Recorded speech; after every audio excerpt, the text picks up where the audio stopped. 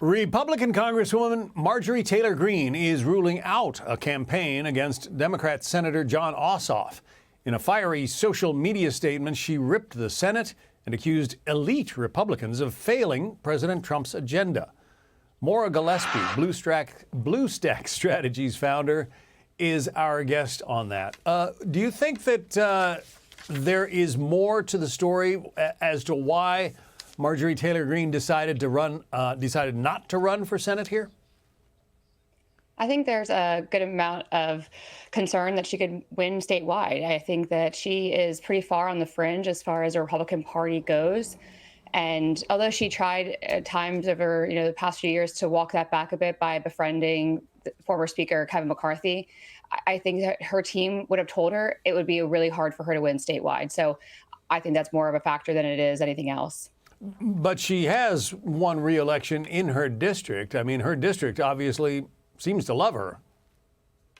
Sure, but they're a very red district. So when you're thinking about statewide races, and that's the concern that I think a lot of Republicans are going to face, and as a party we're going to face, because if we don't have candidates, like a Brian Kemp, who are willing to step up and take on a race statewide where they could win, then we're going to be, right now we have the majority, but we may not have it for much longer if we can't find good candidates who can win in a broader race than just a primary or just a very far red state that is a strong red state. They need to be able to win on a broader scale. It's also a very different job serving in the House of Representatives versus serving in the U.S. Senate, which is a very different institution. Entirely. And I think I've seen a few quotes from Marjorie Taylor Greene, the Congresswoman, in her frustrations about how the Senate operates, as she put it in her statement when she announced that she wasn't going to be running against Ossoff. And I think that speaks to so much of what her frustration is, and so many on the fringe, which is a concern to me, though, because the Constitution and the founders developed our system of government for a reason this way, that there are 60 vote thresholds in the Senate because they wanted members of Congress to work across the aisle to get things done. Now, yes, Republicans have the majority, and so we have the momentum to be able to do more of what we are looking to accomplish, but you still have to be willing to negotiate with your colleagues across the aisle. And I think that is something that some members in the House get frustrated by, because it tends to slow the process down a bit to make sure that the policy that's being enacted is then something that gets that 60 vote threshold. There's also the prospect of Alexandria Ocasio-Cortez running for president. Now, when she was elected some years ago, she was the youngest woman ever elected to the House of Representatives. Does she have a chance, I guess, to get nominated for president on the Democrat side?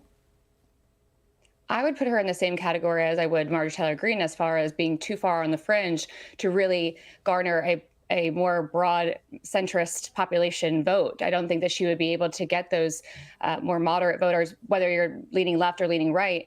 She is too far on the fringe to be able to do that. Yes, her fighting the oligarchy campaign seems to be going well and giving something for Democrats to point to say we've got somebody out there fighting, because there really has been pretty profound silence on the Democratic side as far as leadership goes. But the talk about her being a candidate, yes, of course, they're going to say don't count her out. She took out Joe Crowley back when she won her House seat, becoming the youngest member of Congress, but it doesn't translate to a presidential race, in my opinion. Yeah, there are detractors and there are supporters, and we spoke to some of each. Listen. Honored to be able to vote for Congresswoman Ocasio-Cortez for president. Don't underestimate AOC. I wouldn't dislike seeing her as a candidate for president. I don't know. Sorry, she's too young in the game for it, I think. Too young in the game. I guess she would be 35 by the time 28 runs around. So, that would be old enough to run. The question is the experience level and the judgment, I guess. Absolutely. And you just hit on the experience factor, which I do think both Marjorie Taylor Greene and Ocasio-Cortez are going to struggle with if they were to consider statewide races like this or broader presidential races like this. AOC, despite being in Congress for as long as she has, still doesn't have the leadership experience or the policy experience. What and that's what I think as voters we need to look at. What have they done in their role as Congresswoman or as a Congressperson? What policies have they enacted? What committees they sit on?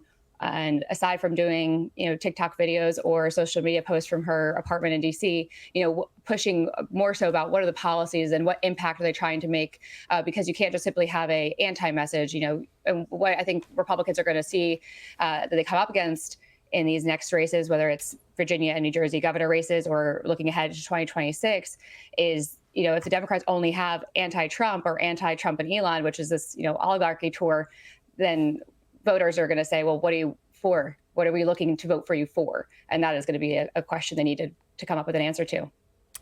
Maura Gillespie, the founder of Blue Stack Strategies. Maura, thank you.